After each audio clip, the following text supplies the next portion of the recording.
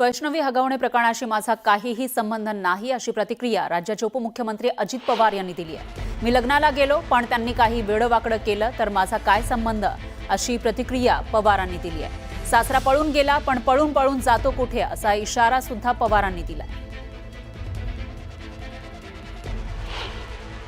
आता एखाद्या लग्नाला मी गेलो, समजा दयाच्या घरातल्या लग्नाला गेलो आणि त्यांनी नंतर तिथल्या सुनेला त्याच्या काही वेडवाकडं केलं तर अजित पवारचा काय संबंध आहे? अजित पवारनी दयाला सांगितलं होतं असं कर म्हणून, मला तर काही कळलंच। मी घडल्या पिंपरी चिंचवडला विचारा, त्याला म्हटलं कुणी का असं ना ऍक्शन घे। आता त्या मुली जी यांनी आत्महत्या केली, तिची सासू आतमध्ये, तिची नणंद आतमध्ये, तिचा नवरा आतमध्ये, सासरा पाहला पळून पळून कुठं जातोय, पळून पळून कुठं। मी आज पण सांगितलंय 3 टीम तरी सोडल्या, 3 नाही 6 टीम सोडा, मुसक्या बांधूनच त्याला आणा म्हणलं।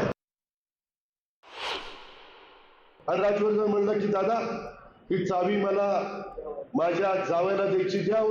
नाही दिली तर ती बाबा नाराज होत, तरी चावी देताना त्याला विचारलं ही स्वखुशीने देताय का बळजबरीने घेताय? खोटं नाही सांगत, टीव्हीला अजून आहे। मी त्यांना म्हणलं बळजबरीने घेतलं तर मग बघतो याच्याकडं। अरे एवढं लोक कडक वागतोय तरी देखील माझी बात कमी करता। अजिबात एक देखील मायचा लाल त्याच्यातनं सुटता कामा नये।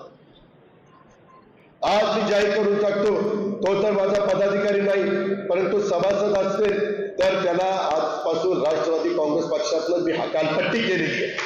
आपली नालायक वाटतं माझ्या पक्षात नको, काय करायचं नाही। गरिबाच्या दारात धादा जाईल पण असल्या दारात जाणार नाही। माणुसकीला काळीमा फासणारी घटना पुण्यामध्ये घडलेली आहे। आता या प्रकरणातले सर्व आरोपी कधीपर्यंत पकडले जातात आणि त्यांना काय शिक्षा होते, कधी शिक्षा होते याकडे महाराष्ट्राचं लक्ष लागलंय। याविषयीचे अपडेट आपण